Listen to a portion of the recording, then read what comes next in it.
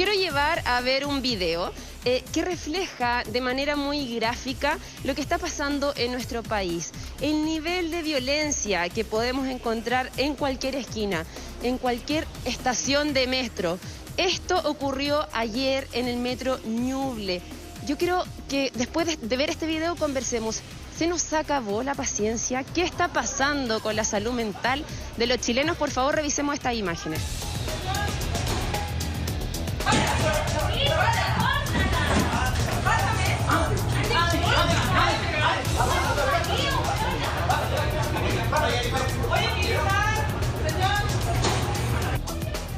¿Qué estaciones? Se inicia el cierre de puertas.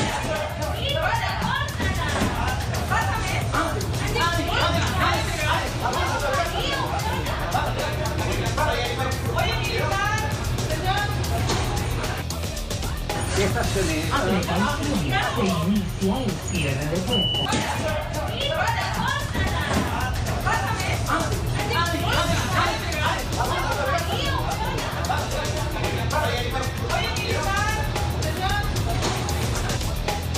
¿Qué estaciones? Se inicia el cierre de puertas. Ustedes, como lo vieron en el video, muestra a una mujer que pide algo tan legítimo por estos días, cuando vemos que los casos de contagio aumentan día tras día, a un cantante ambulante que se ponga su mascarilla y que cante con la mascarilla puesta. Ella no le está exigiendo que se baje ni nada más que se ponga su mascarilla para cantar. Algo que nosotros vimos claramente en el matrimonio que estuvimos el otro día, se puede realizar. Los cantantes estaban todos con su mascarilla puesta.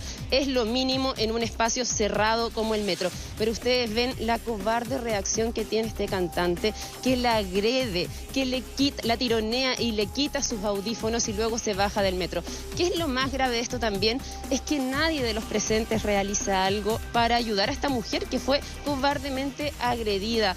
Pero yo les decía al principio, ¿qué está pasando? ¿Por qué estamos viendo estas reacciones tan seguidas? Lo vimos el otro día también en un video que mostraba una discusión con una ciclista y un chofer de auto, que también entran en una discusión y vemos que él luego la atropella. O sea, son reacciones que de verdad descolocan por el nivel de violencia. Fran, que cuando veo esas imágenes, y probablemente la gente también coincidirá, uno se sorprende por la reacción sobre exagerada de aquella persona.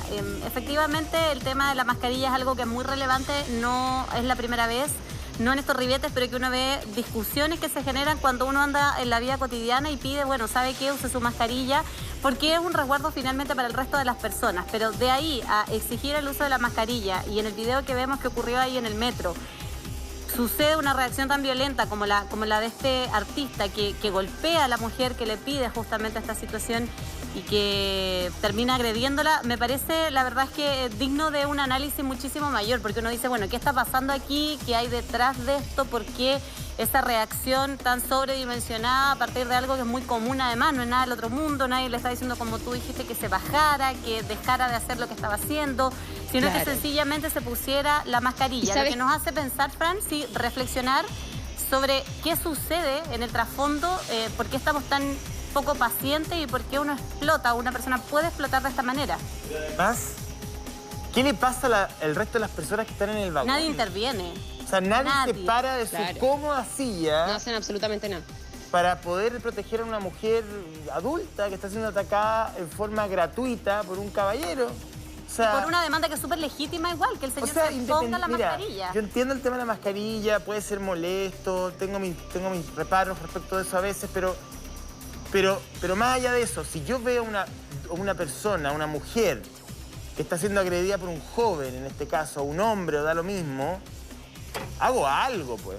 Me salgo de mi zona cómoda, o sea, me da vergüenza esas personas que están sentadas ahí, mirando esta escena. O sea, el que graba, en vez de grabar, podría haber separado a ayudar a la mujer.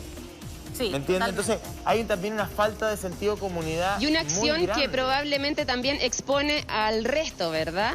Pero ¿sabes qué? También hay un hilo un hilo en la discusión de Twitter de la persona que sube este video, que a mí también me llamó mucho la atención porque la gente, en cierto modo, también le encuentra la razón a este cantante que agrede. O sea, pero porque por el derecho que tiene de ponerse o no la mascarilla. Yo creo sinceramente que llevamos ya 2 años y medio de pandemia y no es algo discutible en este minuto, menos ahora, ¿verdad? Pero es por eso el tema que yo los quiero llevar. La paciencia en Chile se nos agotó. ¿Qué podemos hacer frente a esto? ¿Cómo podemos reaccionar o cómo podemos esperar que la gente reaccione cuando uno pide algo como lo hizo esta mujer? Lo que pasa, Fran, que uno podría entender, y en base a lo que dice José, que hay gente que tiene discusión o que tiene ciertas aprensiones respecto al uso de la mascarilla, independiente que es una normativa que existe, que está vigente y todo. Pero si alguien viene, tú estás en el metro, y yo lo pienso como ser humano, no como cantante, no como pasajero y todo, y te dice, ¿sabes qué? Usa la mascarilla. Bueno, y a mí me molesta como que no sé si pasaría por mi cabeza actuar de una manera tan violenta. A lo mejor le diría alguna argumentación, ¿sabes qué? Yo no estoy de acuerdo, o no me parece, o no lo puedo cantar, o no estoy de acuerdo, o no me gusta. Mañana el auto que estacioné mal, pasado es el perro que... O sea, a ver, aquí yo creo que no tiene que ver, creo yo, directamente con el tema de la mascarilla. Eso es lo que la forma de reaccionar. Porque el hombre se puede enojar, decirle, señora, no se meta, estoy cantando, no quiero, no me gusta, o me bajo en la estación, o la señora se baja si se siente en riesgo, no tengo idea. Pero uno no puede andarle dando manotazo a las personas, digamos. No. O sea, vamos a conversar a esta hora con nuestra queridísima Jade Ortiz. Sí, ahí está, la vemos psicóloga, ya la vemos. Porque aquí hay un tema que tiene que ver con la salud mental, que es súper fundamental. Yo tiendo a pensar, y lo decía el propio presidente electo también, y me gusta porque el programa de gobierno enfatiza harto esa parte, ojalá se cumpla lo que prometen, respecto a la salud mental en Chile, que es un tremendo problema. O sea, de verdad estamos, y las estadísticas internacionales lo muestran, varias variables que tienen que ver con la salud mental y espiritual de los chilenos, muy, muy al debe. Estamos en una sociedad con variables muy deficientes respecto de otros países, y no nos vayamos a Finlandia ni Dinamarca. Podemos ver parámetros que tienen que ver con algunos países latinoamericanos, en fin, o sea, donde efectivamente el factor de la felicidad, la tranquilidad emocional, el tiempo que se dedica uno al espíritu. Ayer hablaba con un amigo, y es verdad, ¿ah? Uno dice, hablando del tema de la jornada laboral, o sea, hemos hecho cambios, pero no han sido lo suficiente. Es que un sinfín de no cosas. puede ser que una persona trabaje 12 horas al día. O sea, que salga de su casa a las 8 de la mañana o antes que eso, con suerte a las 8, con suerte, y vuelva a las 9 de la noche. Oye, y ahora en la época de pandemia, además, no solo el tema de salir a trabajar, mucha gente hizo teletrabajo con la presión que eso tenía, cumpliendo con las labores en la casa. Con 4 niños encima. Con 4 niños encima, conectándonos a las clases, tratando de cumplir con horarios además que no se acotaban, porque finalmente todos dicen que teletrabajando se trabaja todo el día. Jade. Sí, yo tengo hartas opiniones respecto a lo que ustedes están señalando y de lo que dice la salud mental, en general, lo que decimos y lo que sabemos de la conducta humana. Lo primero es decirles que los seres humanos, por naturaleza humana, no somos ni buenos ni malos. Eso es lo primero que hay que asentar. Por lo tanto, lo que va armando hacia donde vamos a irnos cargando, ¿no es cierto?, en la gran mayoría de la población tiene que ver con cómo un sistema social regula a los individuos, ¿sí? Entonces, ustedes están ahí conversando de varias cosas, mirando el video que ustedes colocaban, más otras cosas que han ido saliendo durante estas últimas semanas. Primero que nada, no hay consecuencia de las acciones. Si yo hago algo mal, ¿no es cierto?, como ser humano, tengo una consecuencia, consecuencias positivas o consecuencias negativas. Si no hay consecuencias negativas, ese ser humano no aprende, y la probabilidad de que esa conducta vuelva a aparecer es mucho más amplia, porque nada me regula. Todos los seres humanos partimos con regulación externa y luego con regulación interna. Y lo que estamos viendo aquí es que no hay regulación interna. Eso significa, no soy capaz de controlar los impulsos, no soy capaz de controlar mis emociones, porque está la rabia, ¿no es cierto? No tengo, por lo tanto, la suficiente capacidad de pensamiento en términos de el otro. Estoy concentrado en mí, en mis deseos y en lo que yo quiero. Y podríamos decir que en una sociedad tan competitiva como en la cultura chilena, eso se ha ido aumentando. Individualismo un poco, ¿no? O sea, tenemos una sociedad, o sea, nuestro Chile, con harta pena lo digo, no está construyendo para la paz. Tenemos un Chile que está construyendo efectivamente para que nos encontremos unos con unos, unos con otros, sin tolerancia, sin la capacidad de resolver o de negociar problemas, que es un elemento fundamental. Lo que tiene que ver en general con la tolerancia a la frustración, ¿no es cierto? Que son cosas que ocurren aquí, te paso a llevar, y en vez de detenerme, decirme, oye, perdona, me pasaste a llevar, o cómo lo hacemos, o señora, yo entiendo, pasa por la neocorteza. Y hoy día tenemos una gran cantidad además de usos. Voy a hablar como de varios elementos, entre ellos el uso de tanta pantalla que durante la pandemia además se activó, se sobreactivó, ¿no es cierto? Porque esa fue la manera, lo bueno. Pero por otro lado lo que ocurrió es que esta parte que está aquí, que es la neocorteza, la parte frontal donde resolvemos los problemas, donde resolvemos los conflictos, resulta que fue menos estimulada. Porque todo es la inmediatez, todo es lo rápido. Por lo tanto, las otras áreas del cerebro, que son mucho más emocionales y que responden mejor a los estímulos más rápidos, explotaron. Sí, entonces, ahora aquí tienes un montón de variables. De elementos, sí. Claro. Uno puede decir la pandemia, yo entiendo que la pandemia, pero no sé, tengo mis dudas. Y ahí me gustaría conocer tu opinión de experto. Yo me puedo enojar, yo soy súper enojón, aquí saben todo, tengo mi carácter, hay cosas que me cargan y lo digo y todo. Pero no se me ocurriría pegarle a alguien. O sea, como aproximarme físicamente. Yo la única vez que he perdido el control, y lo reconozco y es de público conocimiento, es cuando entraron a mi casa a robar y casi se llevan a mis perros que estaban en el segundo piso y nadie sabía nada y me habían sacado todo. O sea, y uno ve amenazado su hogar. Pero probablemente un contexto distinto. Te golpeé una mesa porque me vi sobrepasado realmente. Hay pero ahí estás en otro contexto. Estás en crisis. Estás en un contexto de defensa y tú tienes una educación. Juan Antonio, tú tienes una educación concentrada en pensar en un otro. Tu historia de vida, como la de muchos de nosotros, ¿no es cierto?, está concentrada justamente en eso. Eso nos permite una regulación. Hicimos el camino en el desarrollo de nuestra personalidad y un camino cultural, social, que nos permitió tener esta autorregulación. Hoy día no tenemos ese camino. Hoy día esta curva, esto que ustedes están mostrando, va a crecer. Te lo he firmado. ¿Sabes qué nos sorprende también con José? Lo comentábamos, no solo la reacción del hombre, sino que la no reacción de la gente del entorno. O sea, cuando uno ve el video, logra notar que está la mujer agredida en una especie de isla dentro de un espacio donde había muchísimas más personas y es como que la situación ocurría y pasaba sin que a nadie le importara. Me llama la atención como la poca empatía que se genera ahí para hacer partícipe o hacer algo.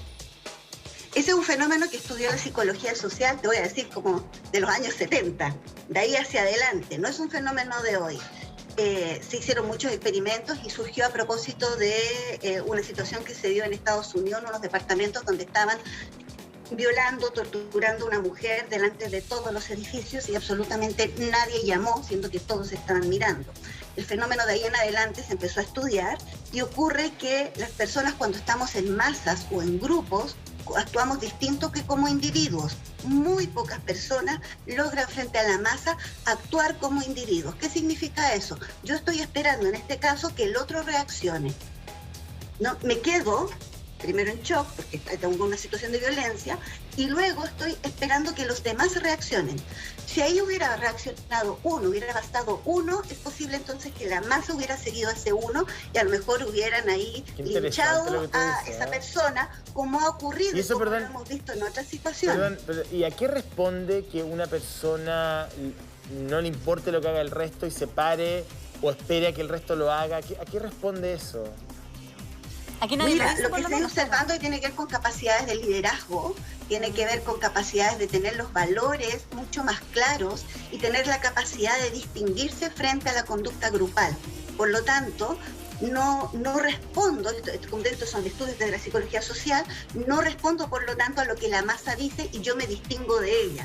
No voy donde todos dicen que tengo que ir. Que yo me hubiera parado, mira, yo me hubiera parado. Claro, probablemente si tú lo hubieras hecho en la línea de lo que dice Jade, te hubieras seguido. No importa, pero mira, 8 pepinillos lo que haga el resto de la gente en ese vagón.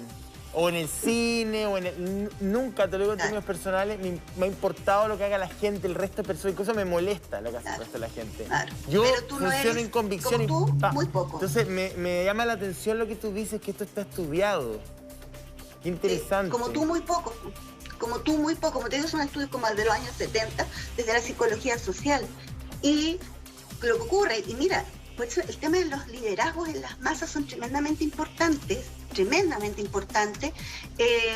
porque basta un líder positivo y te mueve una masa en líneas positivas. Líderes negativos te mueven a la masa en línea negativa, o porque la masa se queda en estupor. Claro. ¿Sí? Los grupos se quedan en estupor y la responsabilidad se llama una responsabilidad diluida. Todos están esperando que el otro se haga cargo. Para poder desaparecer. Igual me pasa, llamé por teléfono, no ¿sabes? dije esto porque tal cosa. ¿Qué es lo interesante? Y mira que en las redes sociales, que es algo que está pasando, esto de la funa, es mucho más fácil, ¿no es cierto?, que se empiezan a tomar justicia, incluso ya están dando los datos, anda, ¿no es cierto?, a la casa de tanto, vive en tal lugar, porque estás escondido. Estás escondido detrás de un lugar, por lo tanto, no... Hay una cierta seguridad, ¿o no? Suelta. Exacto, claro. Sí, a mí me pasa tú ahí le das que... rienda suelta me pasa que siento que cuando estamos en una situación como abierta y uno ve una situación que seguramente cualquiera de nosotros se ha encontrado frente a una situación inesperada, no sé si de estos ribetes, pero algo así. Y veo y he observado que la mayoría de las veces, muchas veces trabajando, reporteando en la calle, que la gente teme o evita meterse en algún tipo de conflicto porque nunca sabe, o no sé, una cosa probablemente cerebral en ese momento que no logran procesar, si es algo como espontáneo, o un ataque gratuito, o hay alguna cosa entre esas dos personas que están en este conflicto, y al final la gente opta, siento claro, en base a lo que tú dices, por la posición más cómoda, finalmente no intervenir, que es distinto cuando uno está con el velo de las redes sociales, que ahí no hay ningún tipo de peligro en contra para quien protagoniza, digamos, la defensa o el ataque. Exactamente. Mira, y ahí ocurre también que cuando tú estás frente a una situación como el tercero, el que ve, ¿no es cierto?, y no toma palco, en el fondo, lamentablemente, ese palco le da más fuerza al agresor.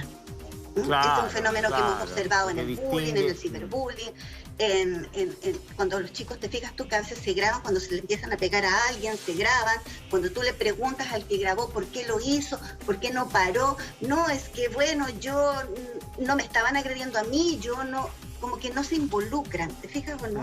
Y grabar es como una forma de denunciar o algo así. así, porque finalmente cuando nos encontramos con esto hay alguien que graba, no está viendo a través de la cámara de su celular este hecho y lo está graficando, pero generalmente después lo viraliza y gracias a eso lo conocemos. Entonces, ¿qué pasa a la persona que graba? Me da la impresión de pronto que es como una forma distinta de evidenciar lo que está ocurriendo sin intervenir físicamente. Bueno, es que ahí depende, hay varias cosas. Pues hay chicos que te voy a decir que hay lugares y partes donde se graba especialmente para humillar al otro, donde lo estoy golpeando, para humillarlo por las redes. Hay otros en que grabo, como ahora, como una denuncia. Ahí obviamente las intenciones son distintas. Cómo se usa el video, la forma en que las personas lo entiendan, el nivel de cuánto se viralizó, ese es otro tema. ¿Te fijas o no? Son como cosas distintas. ¿Cuál es la situación hoy día de la salud mental en Chile, sobre todo post pandemia? Yo no sé si tú has logrado detectar o los estudios ya demuestran un deterioro progresivo, la aparición de algunas distorsiones psicológicas o psiquiátricas. Hoy día hay un llamado al presidente electo a que haya refuerzos, haya más recursos, haya acceso, porque finalmente los tratamientos acá son privativos de algunos, cuando efectivamente la salud mental es muy importante transversalmente. ¿Cuál es el diagnóstico que se realiza desde ese lugar? Mira, yo aquí voy a ser bien lapidaria y bien crítica. Primero, ya veníamos antes de la pandemia con índices altísimos, éramos de los países de la OCDE los segundos y estábamos a punto de ser los primeros en depresión, en intento de suicidio, tanto en infanto juvenil como en adultos. Entonces ya veníamos con una salud pésima, mental, ¿sí? Pensando solamente en los indicadores. Viene la pandemia y la pandemia además nos coloca en una situación que también es bastante estudiada, cuando estamos encerrados mucho tiempo o cuando estamos hacinados, que le ocurrió a mucha gente en pandemia, los niveles de irritación comienzan a subir. La baja de la tolerancia a la frustración también ocurre. Por lo tanto, en los momentos en que estamos encerrados y en los momentos en que salimos, tenemos menos capacidad, por lo tanto, de regulación y hay mayor cantidad de violencia. Eso también está súper estudiado y lo que estamos viendo hoy día, que el fenómeno de la pandemia, nos hemos dado cuenta de que lo que estaba estudiado antes se está comportando la población como era dentro de lo esperado. Pero uno podría decir, bueno, pero ¿cuál es la diferencia? Que los chilenos actuemos así respecto de otras culturas que también han pasado por la pandemia. Claro. Y ahí tenemos varias cosas que pensar. Tenemos una crisis de autoridad y eso es re importante en lo que estamos viendo hoy día. Yo hago cosas, da lo mismo lo que hago porque no hay consecuencias negativas. Y mientras tienes una crisis de autoridad, la desregulación del ser humano, y esto es algo que ojalá lo entendiéramos como seres humanos y lo entendieran las políticas realmente, porque desde la conducta humana, si no hay regulación externa, la autorregulación interna es muy difícil. Segundo, si educamos a niveles de éxito y de competencia, menor cantidad de autorregulación individual vamos a tener, menos capacidad de pensar en el otro, porque lo que yo estoy haciendo es enseñarle a los jóvenes, a los adultos, a pensar en sí mismos por sobre el otro. Por lo tanto, estamos generando una cultura de yo tengo derecho, pero me olvido del derecho del otro. No me importa el otro, porque mi derecho es más importante que el derecho del otro. Por lo tanto, estamos con una población que tiende a la externalización y que no se hace cargo. Cuando tú tienes esas características con crisis de autoridad, cuando además le sumas que estamos más irritables, con menor uso de la neocorteza, ¿no es cierto?, con una mayor cantidad de valores asociados al yoísmo, al derecho y al éxito como lo tiene este país, somos caldo de cultivo para lo que estamos viendo aquí y vamos derechito a que los índices suban. Y con eso, obviamente, la percepción de inseguridad, la percepción de temor, la necesidad, por lo tanto, yo de defenderme a mí mismo también comienza a ser mucho más fuerte. Yo me pregunto ahí mucha cómo... gente sale hoy día también pensando en defenderme. Exacto. No solamente Es que yo voy a atacar, sino en defenderme. No todo es tan oscuro, sino que hay cierta luz, hay cierta claridad, hay cierta lucidez en aquellas personas que hoy día le piden al presidente acción en materia de salud mental, porque esto responde a una política individual, pero sin duda que responde aún más a una política pública. Silvia Córdoba tiene novedades, está ahí en La Moneda Chica y ha habido temas esta mañana en materia de salud mental en la sede donde trabaja el gobierno en transición. Silvia. Sí, acá hace pocos minutos llegó el presidente electo Gabriel Boric y como lo es siempre, son varias las peticiones que están puestas por la ciudadanía acá, que vienen a dejar sus cartitas, sus dibujos, pedir las firmas también del Magallánico, pero también como lo que ustedes estaban conversando ahí en el estudio, que tiene que ver con la salud mental, también yo quiero colocar un tema sobre la mesa que tiene que ver con el espectro autista, y por eso estamos con Diego Infante, que ha estado acá también en el programa de nosotros. ¿Cómo estás? Hola. Bueno, eres también uno de los representantes. ¿Cómo estás? Te estás saludando ahí desde el estudio. Cuéntame, le entregaste una carta a Boric. ¿Qué decía esa carta? Bueno, hola, soy Diego Infante, un joven autista de 30 años y soy, bueno, activista en el espectro autista y le entregué una carta a Boric que pedía algunas solicitudes. Lo que pasa es que las personas ¿me lo puedo sacar un poco? Que el retorno yo te cuento. Bueno, lo que pasa es que hay muchas necesidades en la comunidad autista. Por ejemplo, hay mucha discriminación, tanto escolarmente, laboralmente como socialmente. También las terapias.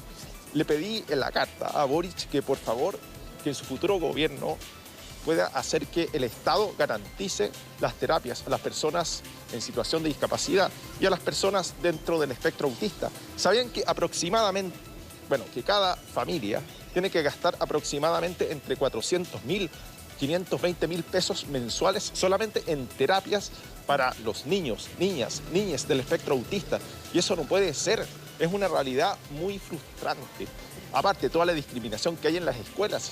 ¿Sabían que hay muchos niños, niñas del espectro autista que lamentablemente han sido discriminados y segregados de las escuelas? Sé que hay mucho desconocimiento sobre autismo, entonces por ende es muy importante que hayan capacitaciones sobre autismo y diversas condiciones del mundo de la neurodivergencia. que es muy alta, por Sí, cierto. Diego. Y además yo conversaba con el Diego hace un poquito rato porque tenemos algo en común. Mi hermano es Asperger y claro, es bastante difícil primero lo que es la detección primero del espectro autista, luego las lucas que se tienen que sacar como familia para poder empezar a llevarlo a diferentes centros para poder ir avanzando, sobre todo, no sé, personas que tienen que ver con el aprendizaje. Y también el Silvia. estar con la sociedad, ¿cómo ustedes van manejando eso con la sociedad y sobre todo la integración, que es fundamental, sobre todo cuando ustedes entran en el camino laboral, por ejemplo? Claro, porque hay todo un tema, porque si bien hay mucha discriminación en las escuelas, también pasa laboralmente. He conocido autistas, que de hecho algunas son amistades autistas, que también son activistas, que han sido, bueno, no bien tratadas, o sea, Maltratadas. no han sido tratadas adecuadamente. Maltratadas. en sus Claro, poco respectivos entendidas trabajos. también. Por ejemplo, cuando van a conocer su diagnóstico de autismo. Pasa que, como hay mucho desconocimiento sobre autismo, tienden a mirarnos como raro, entonces algunas han sido despedidas muy injustamente, aunque hagan bien su trabajo, solo por dar a conocer su diagnóstico. Por eso es muy importante concientizar a toda la sociedad sobre el autismo en sí, que es muy amplio. Hay muchas aristas en el espectro autista, hay diferentes grados. Afortunadamente ya no se mide debido al nivel de funcionalidad, porque somos seres humanos, no somos máquinas. Entonces se Silvia. mide dependiendo del nivel de apoyo terapéutico que se requiera. Por cierto, algo que es Sí, muy José, un importante. segundito. Sí. José te quiere hacer una pregunta. José, Por yo te voy a supuesto. transmitir ahí la pregunta. No, Dale. me quedé pensando en la empatía que tiene el presidente electo con este tipo de casos. Me gustó el concepto que él usa de neurodivergencia, que no lo habíamos escuchado, ¿no? O neurodiversidad. Y el presidente tiene un trastorno obsesivo compulsivo, él lo ha reconocido, ha hablado del tema, fue materia incluso en alguna Del debate. entrevista, ¿no? De debate. Por lo tanto, uno imaginaría que él tiene una empatía especial o una apertura especial. Y cuando se le hace la pregunta del TOC en un debate en la red, que se la hace Santiago Pavlovich, él dice, bueno, te agradezco esta pregunta, pese a que fue muy polémico en redes sociales, porque es una oportunidad para hablar de salud mental. Esa es la manera como Gabriel Boric enfrentó esa pregunta. Entonces, ¿tú tienes expectativas respecto de que él te puede entender mejor que otros líderes políticos en lo que tú estás planteando, producto de su propia historia personal? Bueno, la verdad es que lo encuentro una muy buena oportunidad. Una muy buena oportunidad porque, bueno, el TOC está justo dentro del mundo de la neurodivergencia, ya que existen múltiples condiciones, entonces me parece súper bien. Y hubo mucha discriminación hacia él solamente por dar a conocer que es TOC. Pero eso no puede seguir pasando, no se puede seguir discriminando a las personas por su condición, su pueblo originario, bueno, origen, nacionalidad, estrato social. Eso se tiene que acabar. Y creo que esta es una oportunidad para que se deje de discriminar, concientizar sobre las condiciones. Bueno, y algo muy importante que quería decir para las personas del espectro autista, es muy importante que tengamos una atención más personalizada, porque muchos autistas no comentamos lo que sentimos si no nos preguntan. Estoy hablando como a modo general, algunos sí comentamos o algunos no lo hacíamos, y es súper importante porque hay un alto porcentaje de ¿Silvia? suicidios Bueno, lo decía Jade, en claro. la población, bueno, más que nada la adolescencia, porque no comentan lo que sienten. ¿Cómo ves tú a la sociedad que no tiene este espectro? ¿Cómo te ha tratado? Si nos puedes contar un poquito tu experiencia en tus 30 años y cómo ves el día a día con la gente acá. Bueno, afortunadamente, en mi caso, no he sido muy discriminado, salvo algunas veces, pero las personas del espectro autista por lo general sí han sido discriminadas, han sufrido de bullying en las escuelas o en las universidades, porque somos diferentes, somos personas que procesamos la información de una manera alternativa y que no es malo. El autismo propiamente tal no es una enfermedad, es otra forma de ser, se podría decir, otra forma de ser, bueno. Y claro, pasa que la sociedad muchas veces no nos entiende, entonces hay muchas normas que están implantadas por la sociedad que las personas fuera del espectro autista por lo general se dan cuenta al pasar el tiempo sobre estas normas, pero a las personas del espectro autista nos cuesta más tiempo. Normas de la sociedad. Entonces, por eso digo que es importante concientizar al entorno que somos personas diferentes. Por ejemplo, hay muchos autistas que no toleran los ruidos. Por ejemplo, para los años nuevos. Diego, ¿y cómo enfrentas a la gente cuando estás en un caso así incómodo, por ejemplo? ¿Qué es lo que sucede al interior de tu corazón? Porque lo veo con mi hermano cuando se tiene que enfrentar a diferentes frustraciones que las siente muy distinta a uno y en la forma de expresarse con el resto, con su familia, con sus amigos. Bueno, late el corazón un poco más rápido. Bueno, si bien cualquier persona se pone media tensa, a nosotros, nosotres, la comunidad autista está presente no solo en los géneros binarios, sino que no binarios también. Nos ponemos más tensos, nos late más rápido el corazón. De hecho, muchas personas del espectro autista tenemos, bueno, trastorno de la ansiedad. Entonces andamos propensos, sudamos mucho. Y bueno, hay momentos que sí, como que me tirito un poco, claro, sudo un poco, más de lo normal. Y me quedo en blanco. Tengo una especie como de... Claro, como que la mente se me pone en blanco, pero ahí como que respiro y ahí me logro concentrar. Pero cuesta, es importante encontrar el equilibrio, poder tranquilizar, respirar y ahí poder concentrarse. Porque pasa bastante. Y eso le puede pasar a cualquier persona, pero más aún para una persona autista o... Quiero preguntarle algo a Diego, cuéntanos. Porque Diego dice, bueno, nos grafica toda su realidad, ¿no? Y a mí me interesa mucho que Diego nos contara, Silvia, desde qué punto se comienza o cuáles son las prioridades para trabajar, porque el trabajo es intenso, hay harto de educación, de comprender, de entender. Nosotros los que no vivimos ese mundo también tenemos muchas veces ignorancia respecto a cómo afrontarlo, y él le entregó una carta al presidente que seguramente tiene muchas demandas, muchas cosas prioritarias y relevantes. ¿Por dónde comenzar? Yo he conocido personas del espectro autista que son niños, que ya sus madres cargan una situación bien compleja para poder insertarse en el mundo. Él vive una vida mucho más individual porque es más grande. ¿Por dónde partir? ¿Qué es lo primero que habría que hacer? Y me encantaría que él nos explicara por dónde comenzamos para borrar esas discriminaciones, esas no incorporaciones en la sociedad de personas que tienen la condición de Diego. Dale, Diego. Bueno, primordialmente en educación, salud. ¿Por qué? La educación, porque las escuelas tienen que ser inclusivas para todas las personas, independiente de la condición, y se necesitan más capacitaciones para que los profesores y los profesionales del plan de integración escolar, el sistema a pie, se capaciten sobre autismo, como sobre TDAH, por ejemplo. Claro, psicopedagoga, que invierta más recursos en los programas de integración, porque no cuentan muchas veces con todos los profesionales. Hay algunos que no tienen terapeuta ocupacional por falta de recursos.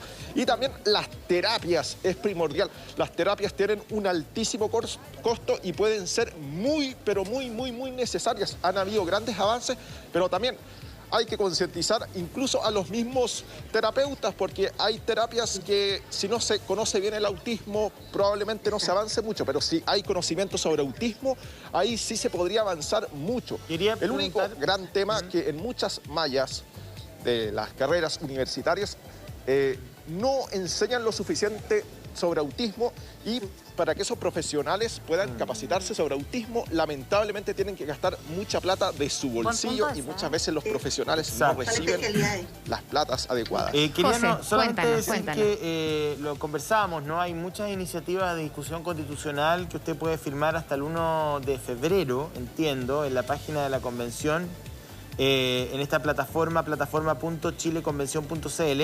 Y uno de ellos tiene que ver precisamente con una salud mental gratuita y de calidad como un derecho.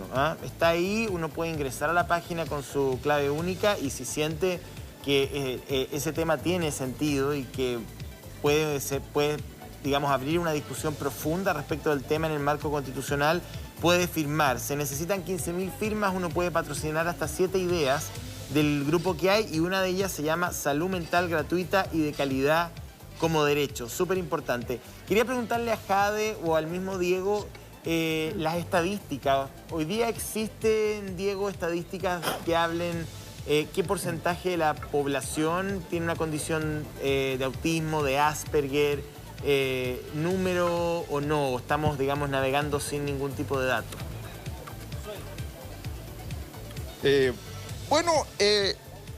Han habido muchos estudios. Pasa que antes se conocía mucho menos sobre autismo, por eso, como les conté antes, muchos recibimos diagnóstico a una edad mucho más tardía. Sin embargo, como se ha aprendido más sobre autismo a lo largo de los años, han aumentado los diagnósticos.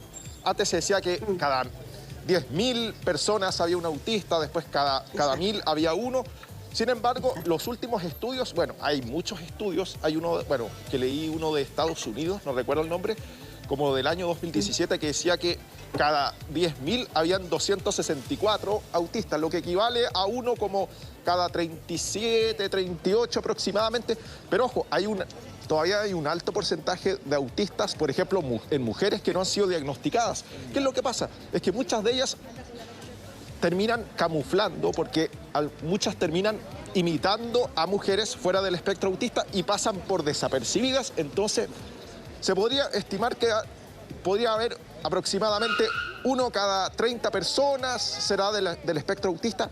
Y bueno, y otro dato estadístico, se dice que uno cada 6 personas está en situación de discapacidad, que eso abarca, bueno, ¿puedo preguntarle el a autismo, TDAH, muchas otras condiciones. Entiendo. Entonces es un porcentaje altísimo, el 16,6 periódico por ciento. Y hay toda una familia detrás. Muchas veces no solo las personas neurodivergentes necesitan terapia, sino que también muchas veces las familias, porque tienen una carga emocional. Hay que hacer una intervención. Aparte, el altísimo costo de las terapias, todas las preocupaciones que hay sobre el futuro. Bueno, les quería comentar a propósito que, bueno, soy una activista del espectro autista y habemos otras personas del espectro autista que a su vez somos activistas. Les quería dar algunas redes sociales. Por supuesto, cuéntala. Bueno, la mía en página de Facebook es Diego Infante, ¿Ya? el activista. EA es una E con una A, diverso. Ya. Mi Instagram, Diego Diego Infante, el activista EA. diverso, es una página de Facebook. Ya. Mi Instagram es diego.infante.masoterapia.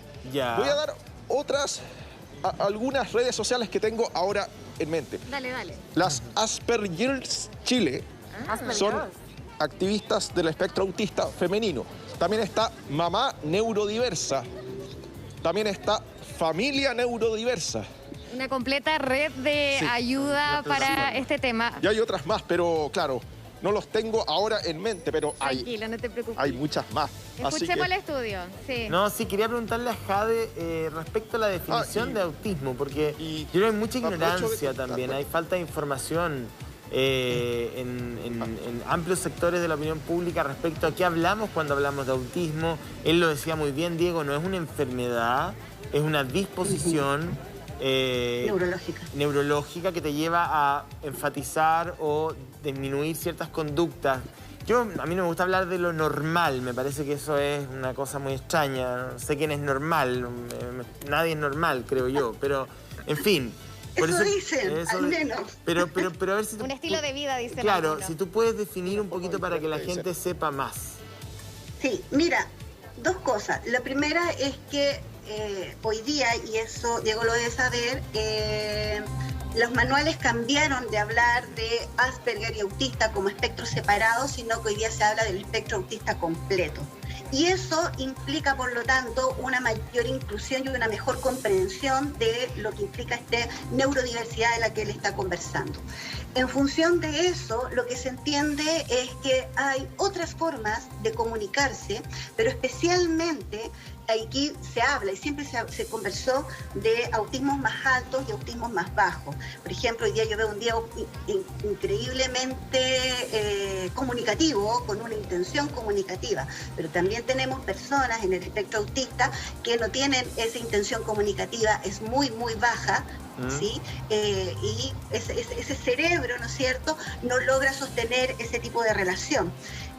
Cuando hablamos en general de Asperger hacia autistas, ¿no es cierto?, que tienen, podríamos decir, estas dificultades comunicativas mucho más altas, ¿sí?, hay un camino dentro de la neurología. Y eso implica, por lo tanto, que se requiere, efectivamente, como él dice, y es lo que yo más quiero enfatizar, es terapia, implica, por lo tanto, políticas claras al respecto, implica inclusión. para terapia, y yo ahí voy a ser súper también enfática, los psicólogos nos quedamos cortos. Y como él bien lo decía, en pregrado nosotros hablamos de espectro autista como dentro de una asignatura, si tienes algo más. Todo lo demás es especialidad. Las especialidades estudiarlas son caras, ¿sí? Implican tiempo y son caras. El retorno, además, económico no es bueno, pero implica que los psicólogos seguimos estando dentro de clasificados como otros agentes de la salud, ¿sí? Los médicos en las prestaciones son los médicos y nosotros estamos junto con, somos un grupo como de la salud metido ahí. Claro. Eso implica, por lo tanto, menor cobertura del Estado a la psicoterapia. Bueno. Y eso habla también de muy poca comprensión de lo que es en realidad los procesos terapéuticos, tanto, ¿no es cierto?, como aquellos para depresión, ansiedad, desarrollo personal, ojo con eso, que es prevención y promoción en salud, y no solamente cuando está algún tipo de trastorno andando, y mucho menos, obviamente, para esquizofrenia, autismo u otros, ¿no es cierto?, dentro de ese espectro. Y en general lo que manda es la visión más biologicista médica que la visión terapéutica. Y en terapia también, y por eso también hablamos de menor cobertura y menor cantidad también de colegas donde deben estar, es porque se entiende también la psicoterapia de una mala manera. Voy a hablar cosa en realidad sistema público, ¿no es cierto? Las atenciones pueden ir de 30 minutos a 40 minutos una vez al mes, porque la agenda de ese psicólogo no da para más. Claro, no da para más. ¿Qué hace el colega en 30 o 40 minutos una vez al mes con situaciones como esta? Claro. Imposible. No ayudamos. Casi estorbamos. Hay una cobertura auge de algunos trastornos y efectivamente me parece que fue un avance en su momento, pero tú tienes toda la razón. O sea, el entorno psicoterapéutico la verdad que no es el adecuado. Uno llega, te lo digo porque he acompañado a personas que se atienden por auge y he hecho gestiones ahí para mejorar un poquito la atención de ellos y de ellas. Pero no es lo mejor, parece que uno llegara a la consulta de un gastroenterólogo, digamos. O sea, la psicoterapia requiere un ambiente, requiere un vínculo con el terapeuta, requiere, por eso muchas consultas tienen plantas, por ejemplo, imágenes. Requiere acceder al hombre en toda su complejidad. Y yo creo que eso nos hemos ido olvidando y la campaña presidencial poco tuvo de eso. ¿Sí, Silvia? Claro, es que profundizando en ese punto que lo hablábamos con el Diego también por la experiencia propia que se vive en estas situaciones y que lo decía aquí la experta, son las redes. No es solamente la red médica, sino también la red de apoyo familiar también y también las redes que se dan no solamente en el colegio, porque una persona que tiene un distinto espectro, por ejemplo, parte desde chiquitito quizás cuando se le empieza ya a dar cuenta que a veces no habla o tiene una forma de actuar muy distinta y pasa por el fonoaudiólogo, por un terapeuta ocupacional, pasa por el psicopedagogo en el colegio. Sí, claro. Exacto, y después cuando se vaya a la universidad y a la área laboral es muy importante el tema estatal, de cómo también se organizan los municipios para poder integrar a aquellas personas con capacidades diferentes, de que puedan tener un trabajo en el que se puedan desarrollar, pero que también puedan tener esa oportunidad de poder desarrollarse perfectamente y sentirse cómodo en ese ambiente laboral. ¿Tú cómo has visto el ambiente laboral, por ejemplo, Diego? ¿Cómo se trabaja ya pasando la etapa del colegio, bueno, la niñez, a lo que es ya tu edad, por ejemplo? Bueno, como casi siempre se habla como de autismo en la etapa de la niñez y de la adolescencia, poco se habla del autismo en adultos. Antes de responder la pregunta, quiero dar un tip muy importante. Es muy importante, ya que muchos adultos, como en mi caso y otros mayores, recibimos el diagnóstico a una edad muy tardía. Entonces, siento que hay una población muy abandonada de autistas que recibieron diagnósticos erróneos, por ende, terapias erróneas, y creo que es muy importante llegar a esa población. Y bueno, respondiendo a la pregunta, ha sido relativamente difícil para los adultos autistas encontrar trabajo. Claro. ¿Por qué? Porque hay muchos espacios en donde no se sienten seguros, porque o los discriminan. Dejar el nido. Claro, dejar el nido. Aparte, pasa que los autistas por lo general tenemos algunas pasiones. El término médico es intereses restringidos, pero a mí me gusta hablar de pasiones en el autismo. Porque ¿Cuál es tu pasión? La pasión de mi hermano es la computación. Los números. Los números principalmente, pero tengo hartos, los números. Pero no, entonces pasa que hay muchos que no logran encontrar el espacio adecuado.